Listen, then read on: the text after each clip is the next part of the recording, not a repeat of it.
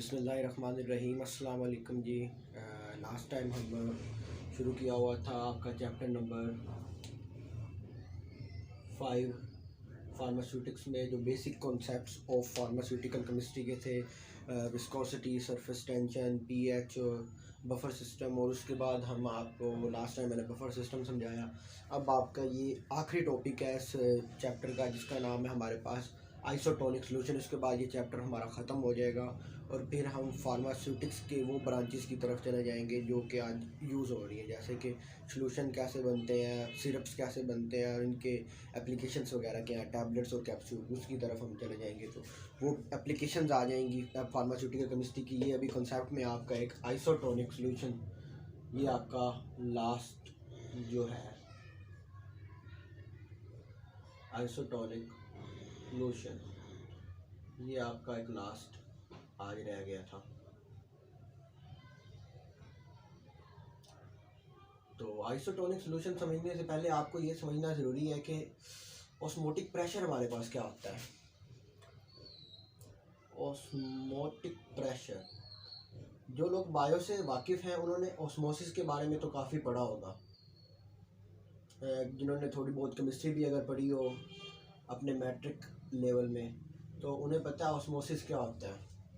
फिर भी मैं आपको यहाँ पर समझा देता हूँ ऑस्मोसिस क्या होता है। एक बीकर है बड़ा, उसमें आपने यहाँ तक पानी लिया हुआ है, ठीक हो गया। ये बड़ा बीकर है, इसका ये सरफेस एरिया बहुत बड़ा है, यहाँ तक आपने पानी लिया हुआ है। बल्कि आप इस तरह करें कि हाँ, आप एक बीकर लें, ठीक हो गया। ये बीकर है आपका, इसके दरमियान में आप एक यहाँ पर एक मेम्ब्रेन लगा दें, सेमी परमिएबल मेम्ब्रेन। ये आपकी कौन सी मेम्ब्रेन होगी? Semi permeable. सेमी परमिएबल का मतलब होता है ये मेम्ब्रेन जो यहाँ पर मौजूद है ना, ये सिर्फ सॉल्यूट के पार्टिकल, यानी कि अगर आपने एक सॉल्यूशन बनाया है पानी और नमक का, तो इसमें जो कम तादाद में मौजूद होगा वो सॉल्यूट होगा और जो ज़्यादा तादाद में मौजूद होगा वो सॉल्वेंट होगा। तो सॉल्यूट इसमें क्या हुआ? ये हुआ, ये सॉल्यूट हुआ हमारे पास, ये सॉल्यूट इसको कहते हैं हम, सॉल्यूट। नमक इसमें सॉल्यूट होता है हमारे पास। तो अच्छा, अब आपने जो दरमियान में ये सेमी परमिएबल मेम्ब्रेन लगाई है ना, इसका काम क्या है? इसमें सिर्फ नमक के जो मॉलिक्यूल है ना, नमक हमारे पानी के अंदर जो मौजूद है, उसको इधर उधर जाने की इजाज़त देगी, पानी को इधर उधर जाने की इजाज़त वो नहीं देगी। इस सेमी परमिएबल मेम्ब्रेन का ये काम होता है। अब इसको हम समझ देंगे कि ऑस्मोसिस होता क्या है। आपने दो सॉल्यूशन बनाए, एक आपने यहाँ तक पानी भरा दोनों में, ठीक हो गया, दोनों तरफ आपने यहाँ तक पानी भर लिया। इस वाले में आपने ये नमक ज़्यादा डाला, ये देखें नमक, ये आपके नमक के पार्टिकल हैं जो मैं डॉट से शो कर रहा हूँ, ये आपके नमक के पार्टिकल्स हैं। ये आपने यहाँ पर ज़्यादा डाल दिए, फ़र्ज़ करें 10 ग्राम यहाँ पर डाल दिया आपने नमक, और यहाँ पर आपने ये देखें छोटे छोटे डॉट से मैं 3-4 शो करूँगा। ये यहाँ पर आपने फ़र्ज़ करो जी 4 ग्राम नमक डाल दिया, यहाँ पर आपने 10 ग्राम डाला। तो अब नमक का पता क्या काम होगा?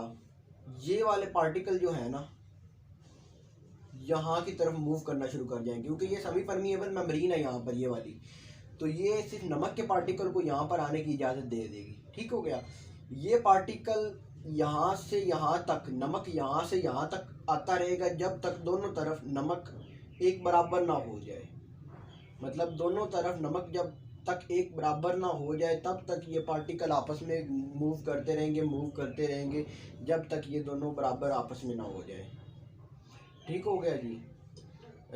इसको हम कहते हैं ऑस्मोसिस। मतलब इस मॉलिक्यूल का इधर की तरफ मूव करना, ये हमारे पास ऑस्मोसिस होता है। और इसको हम लिखते इस तरह है कि, लिखते किस तरह वो भी मैं आपको समझाता हूँ।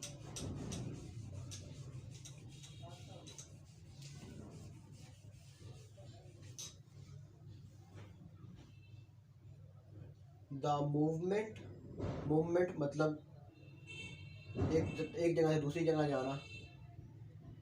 The movement of the movement of molecules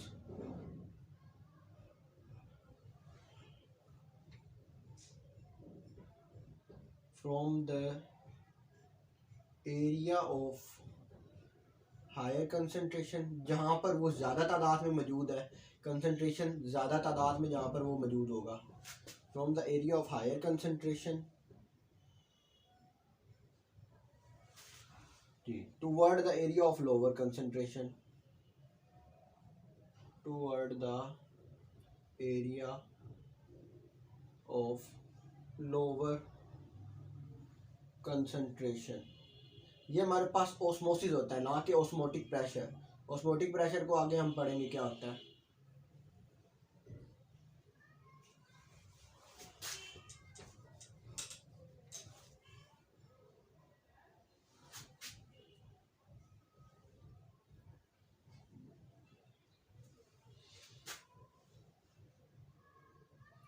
ये हमारे पास ऑस्मोसिस है।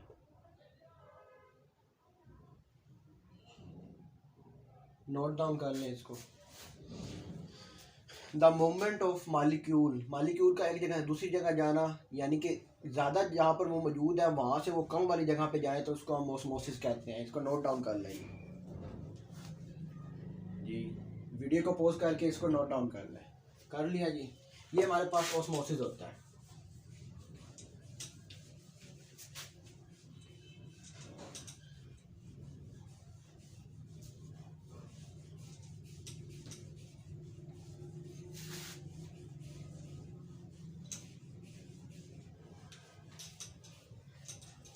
अच्छा, ऑस्मोटिक प्रेशर अब क्या होता है। जब वो मॉलिक्यूल यहाँ से यहाँ जा रहे होते हैं, जहाँ पर वो ज़्यादा मौजूद होते हैं वहाँ से वो थोड़े की तरफ जब जा रहे होते हैं तो उसको रोकने वाले प्रेशर को हम ऑस्मोटिक प्रेशर कहते हैं। मतलब जो ऑस्मोसिस को रोक रहा होता है उसको प्रेशर कहते हैं, ऑस्मोटिक प्रेशर कहते हैं। द प्रेशर रिक्वायर्ड, ज़रूरत होती है जिसकी, टू स्टॉप, रोक देना ऑस्मोसिस को,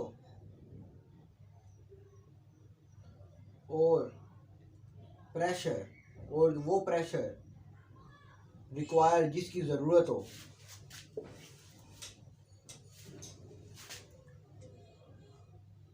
रिक्वायर्ड टू रिमेन सॉल्यूशन, जो सॉल्यूशन को उसकी ओरिजिनल फॉर्म में रहने के लिए मदद करे, और pressure required to remain solution in original form, उसकी अपनी मखसूस हालत में रहने के लिए जो प्रेशर की ज़रूरत होती है वो को भी, उसको भी हम कहते हैं जी ये क्या नाम है, ऑस्मोटिक प्रेशर है। अब इसका मकसद थोड़ा मतलब समझते हैं ये क्या होता है कि ऑस्मोटिक प्रेशर मतलब जब हमारे बीकर में ज़्यादा नमक थोड़े वाले नमक वाले की तरफ जा रहा होता है मेम्ब्रेन से ट्रैवल करके, तो उसको रोकने के लिए जो प्रेशर होता है वो हमारे पास जी ऑस्मोटिक प्रेशर होता है। ठीक हो गया जी। ये ऑस्मोसिस भी हो गया, ऑस्मोटिक प्रेशर भी हो गया, इसके मैकेनिस्टिक इंसाइट भी हो गया। अब हम इसकी तरफ जाएंगे कि आइसोटोनिक सॉल्यूशन क्या होता है और इसके लिए हमें इसकी ज़रूरत क्या होती है ऑस्मोसिस की। जो हमने पढ़ा ऑस्मोसिस हमने क्यों पढ़ा, तो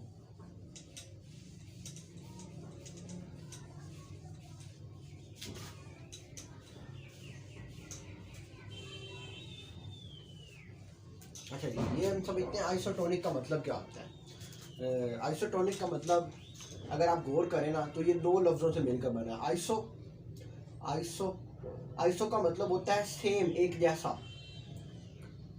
लातीनी ज़बान का लफ्ज़ है, लैटिन ज़बान का लफ्ज़ जिसका मतलब होता है सेम। आइसो का मतलब होता है सेम। टोनिक का मतलब होता है सिरप या सोल्यूशन, सोल्यूशन कह रहे हैं आप। Same solution concentration, solution concentration कह रहे हैं आप। कंसंट्रेशन नमक जो हमने डाला है वो कंसंट्रेशन होगी उसकी। नमक अगर उसमें 5 ग्राम है तो उसकी कंसंट्रेशन 5 ग्राम होगी। अगर 10 ग्राम है तो उसकी कंसंट्रेशन 10 ग्राम होगी। तो जिन आइसोटोनिक का मतलब होता है सेम सोल्यूशन कंसंट्रेशन। ठीक हो गया, ये इसके लफ्ज़ का मतलब हो गया। हम देखेंगे अब इसकी डेफिनेशन क्या होती है और ये क्या होता है। डेफिनेशन हमारे पास क्या होगी आइसोटोनिक सोल्यूशन की, दो solution which have same ion वो जो हमारे NaCl यानी कि नमक होता है, आयन कंसंट्रेशन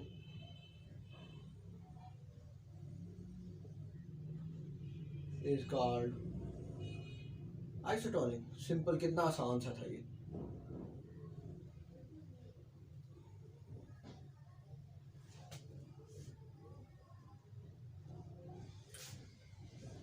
जी, अब फर्ज करें आपने एक बीकर लिया, एक यहाँ पर भी एक बीकर लिया, दोनों में आपने जी 100 ml पानी डाल दिया, इतना इतना 100 ml। यहाँ पर आपने 10 ग्राम नमक डाला, यहाँ पर भी आपने 10 ग्राम नमक डाला, तो ये क्या आपस में है? आइसोटोनिक है।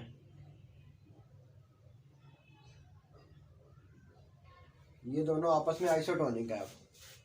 ठीक हो गया। मतलब जिन दोनों की आपस में नमक की तादाद और पानी की तादाद बराबर होगी वो हमारे पास आइसोटोनिक सॉल्यूशन होंगे। अब इसको हम एक और तरीके से भी डिफाइन करते होते हैं। हमारा जो जिस्म होता है, खून कह लें, हमारे जिस्म का जो खून होता है, खून के अंदर जो नमक, आपको पता है हमारे जिस्म के अंदर नमक मौजूद होता है, तो खून के अंदर जो नमक मौजूद होता है ना, वो पर 100 ml, मतलब अगर 100 ml का खून होगा तो उसके अंदर 0.9 ग्राम नमक मौजूद होता है, NaCl। ठीक हो गया। तो ये हो गया मौजूद है, ये भी आइसोटोनिक होता है। अगर हम बाहर से कोई सोल्यूशन लेके आते हैं जो कि 0.9 ग्राम ही पानी उसमें मौजूद हो, 0.9 ग्राम नमक उसमें मौजूद हो, तो ये दोनों आपस में क्या हो गए? ये दोनों आपस में क्या हो गए जी? आइसोटोनिक हो गए। ऐसे ही है ना। बाहर से हम जो लेके आ रहे हैं पानी, 100 ml पानी के अंदर 9 ग्राम हमने 0.9 ग्राम नमक डाला हुआ है, और जो ब्लड के अंदर उसमें भी 100 ग्राम के अंदर 100 ml पानी के अंदर 0.9 ग्राम नमक पहले से मौजूद है, तो ये दोनों आपस में आइसोटोनिक हो गए ना। ठीक हो गया ना, ये आइसोटोनिक हो गया आपस में। तो इसकी अब हमें ज़रूरत क्या होती है, ये देखेंगे हम। इसकी ज़रूरत हमें क्यों होती है, इसका मकसद क्या होता है, हम इस्तेमाल क्यों इसको करते हैं। तो आइसोटोनिक सोल्यूशन हमारे पास बराबर हो गया। अब हमारे पास एक अगर आप गौर करें ना, अगर हॉस्पिटल वगैरह में जाएं तो जो मरीज़ों को बोतल्स वगैरह लग रही होती हैं ना, उसके ऊपर लिखा होता है नॉर्मल सलीन, या इस तरह भी लिखा होता है N/S 0.9 ग्राम। तो ये 0.9 ग्राम का मतलब होता है कि उसने 100 ml पानी के अंदर 0.9 ग्राम जो नमक है ना, यहाँ पर मैं नमक लिख देता हूँ उर्दू में, नमक जो है ना उसने पानी के अंदर हल किया होता है। 100 ml का आपका पानी लेंगे, उसको मेजर करेंगे, फिर उसके अंदर 0.9 ग्राम जो है आप नमक डाल देंगे, तो वो हमारा आइसोटोनिक, हमारे जिस्म के ब्लड के आइसोटोनिक होगा। ब्लड के अंदर भी इतना नमक मौजूद होता है, इसके अंदर भी इतना मौजूद होता है। इसको हम क्या कहते हैं? नॉर्मल सैलीन। ये देखें, नॉर्मल सैलीन, ये आइसोटोनिक होता है। ये एग्जाम्पल है आइसोटोनिक सॉल्यूशंस की। ये मत समझना कि ये आइसोटोनिक है, नहीं, आइसोटोनिक सॉल्यूशंस की ये एग्जाम्पल है। ठीक हो गया। अब ये तो हमारे पास आ गया। अब हमारे पास कुछ और टर्मिनोलॉजीज हम समझेंगे। अच्छा, ये नॉर्मल सलीन हमारे पास क्यों लगाया जाता है? जब हमारे जिस्म के अंदर जो होता है ना, डिहाइड्रेशन, क्या नाम है, पानी की कमी हो जाए, पानी ठहर ना रहा हो, तो नमक लाया जाता है। नमक पानी को होल्ड करके रखता है, आपको पता है। तो डिहाइड्रेशन जब हमारे जिस्म के अंदर हो जाती है, तो तब हम डॉक्टर्स होते हैं वो नॉर्मल सलीन लगाते होते हैं। वैसे भी नॉर्मल सलीन जो होता है हमारे जिस्म के अंदर क्या नाम है, आप कह लें, आइसोटोनिक होता है। तो उसके अंदर मुख्तलिफ़ किस्म के टीके वगैरह जो लगाए जाते हैं हमारे वेन के अंदर, वो भी इसी नॉर्मल सलीन के सोल्यूशन के अंदर हल करके लगाए जाते हैं, ताकि वो हमारे जिस्म के आइसोटोनिक रहे। तो ठीक हो गया कि ये अब आ गया जी आपका आइसोटोनिक सोल्यूशन। अब कुछ और बात करेंगे, आइसोटोनिक्स की जो किस्में होती हैं उनके बारे में बात करेंगे, मुख्तलिफ टाइप्स जो होती हैं उसके।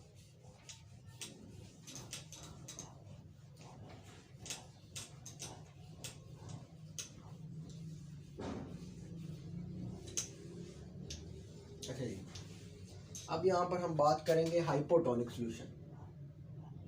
ये आइसोटोनिक की एक टाइप है, हाइपो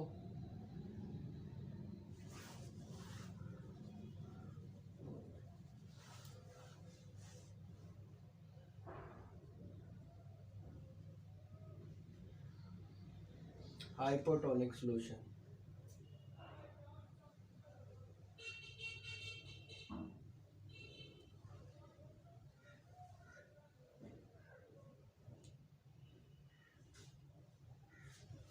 जी, हाइपोटोनिक सॉल्यूशन। अब जो हमारे पास हाइपोटोनिक सॉल्यूशंस होते हैं ये क्या होते हैं? हाइपोटोनिक ऐसे सॉल्यूशन होते हैं जिनके अंदर नमक की तादाद जो होती है कम हो, मतलब नमक की तादाद कम होगी ना। जो हमने पहले बीकर में अंदर डाला था जिसमें 4 ग्राम नमक था वो हाइपोटोनिक था, और जिसके अंदर ज़्यादा नमक था वो हमारा आइसोटोनिक हाइपरटोनिक सॉल्यूशन था। तो हाइपोटोनिक के बारे में पहले बात करेंगे, फिर हम आपको हाइपरटोनिक की तरफ लेके जाएंगे।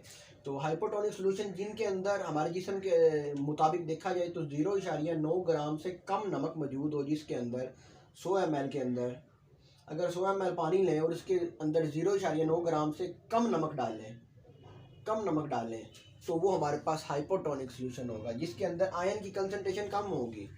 इसको आपको समझाते भी हैं हम आपको। आप एक बीकर लें, एक और बीकर लें, इसके अंदर आप 100 ml पानी डालें, इसके अंदर भी आप 100 ml पानी डालें, इसके अंदर आप 0.9 ग्राम नमक डालें, इसके अंदर आप जी 0.4 ग्राम नमक डालें। ठीक हो गया जी।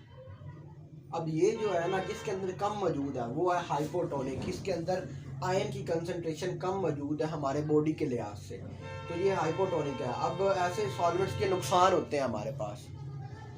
नुकसान क्या होते हैं उनके बारे में आपको बताऊंगा। नुकसान अच्छा ये होता है कि जब वो उनको हमारे जिस्म के अंदर दाखिल होते हैं ना, ये हमारे बॉडी के अंदर दाखिल होते हैं, बॉडी ब्लड के अंदर, तो हमारे ब्लड के अंदर सेल्स मौजूद होते हैं, ऐसे ही है ना। सेल्स जो हमारे जिस्म के बेसिक फंक्शनैलिटी है वो मौजूद होती है, उनके अंदर भी नमक मौजूद होता है, हमारे जो सेल्स होते हैं। अब ये जब अंदर जाएंगे तो इनके पास नमक कम है, तो ऑस्मोसिस करना तो हर एक के अंदर होता है ना, हर फ्लूइड ऑस्मोसिस करता होता है। तो ये सेल्स से पता क्या करेंगे, ये जो हमारा हाइपोटोनिक सॉल्यूशन होगा सेल्स के नमक निकाल लेगा, इसका नमक निकाल लेगा, इसका नमक निकाल के ये खुद ले लेगा, क्योंकि इसके पास नमक कम है। और नमक का भी होता है कि वो जहाँ पर वो ज़्यादा हो वहाँ से वो कम की तरफ जाता है, तो नमक यहाँ ज़्यादा वो यहाँ की तरफ खुद ब खुद ही जाना शुरू हो जाएगा, उसकी प्रॉपर्टी है उसने करना है, तो नमक यहाँ पर जाना शुरू हो जाएगा। फिर हमारे जो सेल्स होंगे क्या होंगे, सुकड़ जाएंगे, श्रिंक हो जाएंगे, छोटे हो जाएंगे, और इनके नमक अगर कम हो जाएगा तो ये डी नेचर हो जाएंगे, काम करना छोड़ देंगे अपना, डी नेचर, ये अपना काम करना छोड़ देंगे। तो जब हाइपोटोनिक सॉल्यूशन हमारे जिस्म के अंदर आता है तो वो हमारे सेल के अंदर जो मौजूद नमक होता है उनको निकाल लेता है और हमारे सेल डी नेचर हो जाते हैं, और इसी तरह डी नेचर हो जाते हैं। और हमारे जिस्म के अंदर से अगर सेल्स के अंदर से नमक निकल जाए तो हमें क्या होता है जी, वोमिटिंग उल्टियाँ शुरू हो जाती हैं। उसके अलावा एक और भी होता है जी, आपका डायरिया, पेचिस लगना शुरू हो जाते हैं। आपका जिस्म पानी को होल्ड ही नहीं कर रहा, क्यों नहीं होल्ड कर रहा, उसके पास नमक नहीं है, नमक नहीं होगा पानी होल्ड नहीं होगा। ठीक होगा जी, नमक नहीं होगा पानी होल्ड नहीं होगा, तो ये उसको नुकसान हो गया हमारे पास हाइपोटोनिक। अच्छा, हाइपोटोनिक तो हो गया, अब हम हाइपरटोनिक की बात करेंगे। हाइपरटोनिक सॉल्यूशन क्या होते हैं हमारे पास?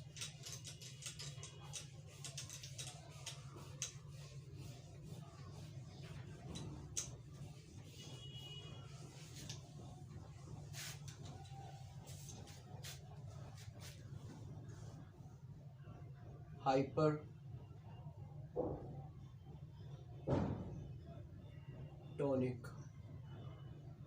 सॉल्यूशंस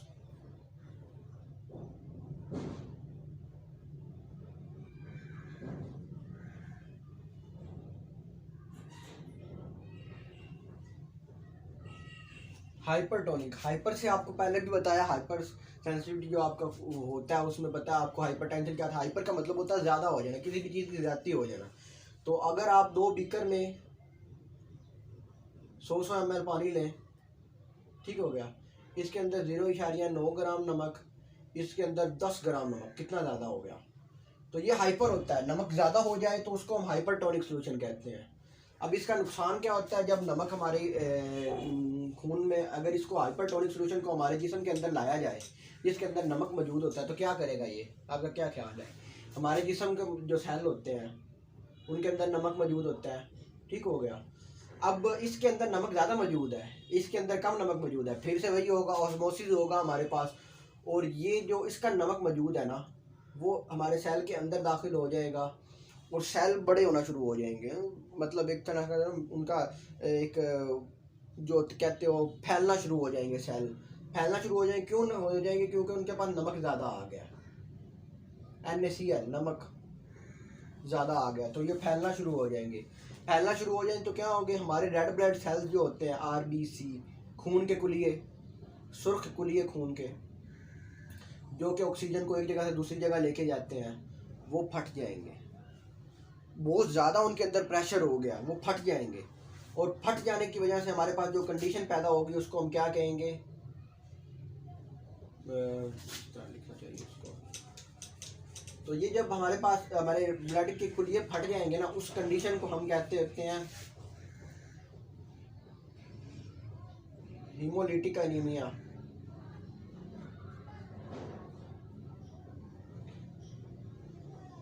अनीमिया का मतलब होता है खून की कमी। और हीमोलिटिक, हीम हम कहते होते हैं रेड ब्लड सेल को, हीमोग्लोबिन कहते हैं ना रेड ब्लड सेल्स को। रेड ब्लड सेल के अंदर जो मौजूद होते हैं, अगर वो फटना शुरू हो जाएंगे, हीमोलिटिक एनीमिया, लिटिक टूट जाना, मतलब रेड ब्लड सेल के टूट जाने की वजह से जो खून की कमी हो रही है उसको हम कहेंगे हाइपरटोनिक सोल्यूशन की वजह से हो रही है वो। ठीक हो गया जी, ये आपके यहाँ तक बात आ गई। अब जब चीज़ की एप्लीकेशन क्या है, हमें इनकी फार्मेसी वगैरह में इनकी ज़रूरत क्यों पड़ती है? तो सबसे पहली तो इसकी जो ज़रूरत होती है वो हमारे जिस्म के अंदर इनको लगाया जाता है। इंजेक्शन जो हमारे जिस्म के अंदर जो मुख्तलिफ होते हैं, क्या नाम है आपके, IV इंजेक्शंस, उनके अंदर इनको यूज़ किया जाता है क्योंकि उन्होंने वेन के अंदर जाना होता है। तो नमक की तादाद जो उनके अंदर NaCl की तादाद होती है वो ब्लड के हिसाब से होनी चाहिए। ठीक हो गया जी, इंजेक्शन के अंदर होता है। उसके बाद म्यूकस मेम्ब्रेन आपकी जो होती है उसके अंदर IM इंजेक्शन लगाए जाते हैं, उनके अंदर भी ये लाजमी होता है। उनके अंदर भी ये क्या नाम है, क्या कहते हैं आप इसको, कंसंट्रेशन जो होती है वो बराबर होनी चाहिए। उसके बाद कल्चर मीडिया आप बनाते होते हैं, बैक्टीरिया जो हम मसनूई तौर पर तैयार करते हैं गार मीडिया में, उसके अंदर भी ये ज़रूरी होता है। पहले बफर सिस्टम भी बताया था आपको, ज़रूरी होता है, ये भी ज़रूरी होता है। क्यों ज़रूरी होता है जी? कल्चर मीडिया जो आप बना रहे होते हैं उसके अंदर आपका जो ये सिस्टम आता है बैक्टीरिया को ग्रोथ करने के लिए, अगर उसमें नमक की तादाद ज़्यादा होगी तो वो बैक्टीरिया के अंदर भी तो नमक मौजूद होता है, तो अगर हम उसके अंदर हाइपरटोनिक सोल्यूशन डालेंगे तो वो अपना नमक बैक्टीरिया को दे देगी, बैक्टीरिया फट के मर जाएंगे। अगर नमक कम होगा हाइपरटोनिक सोल्यूशन में तो वो बैक्टीरिया के अंदर से नमक निकाल लेगा, बैक्टीरिया मर जाएंगे। तो दोनों कंडीशन में हमारे पास ये होना लाजमी है। उसके अलावा हमारे पास जो ड्रग्स होती हैं उनके अंदर भी ये क्या नाम है रखा जाता है, मेंटेन किया जाता है हमारा आइसोटोनिसिटी। ठीक हो गया, ड्रग्स डोजेज फॉर्म वगैरह जो हमारे पास होती हैं।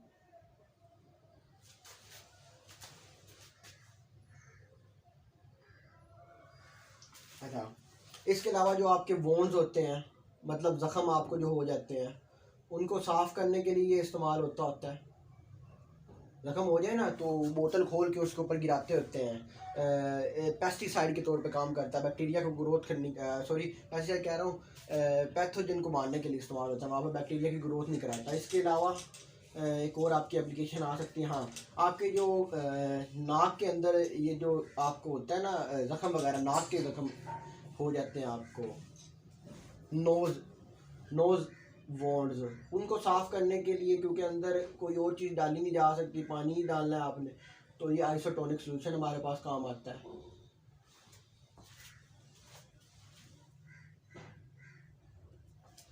इसके अलावा हमारे जिस्म के अंदर जब हमें डायरिया हो जाता है, नमक कम हो जाता है, तो फिर हमारे पास इलेक्ट्रोलाइट्स होते हैं ना, इलेक्ट्रोलाइट्स, नमक हमारा इलेक्ट्रोलाइट है जो हमारे जिस्म के अंदर लाजमी ज़रूरी होना चाहिए। ठीक हो गया, इलेक्ट्रोलाइट्स की कमी को पूरा करने के लिए इस्तेमाल होता है। डायरिया वगैरह जब इंसान को लग जाता है ना तो पानी अंदर ठहरता नहीं है, उसके लिए हमारे पास आइसोटोनिक सोल्यूशन सेम कंसनट्रेशन होनी चाहिए, वो इस्तेमाल होता है।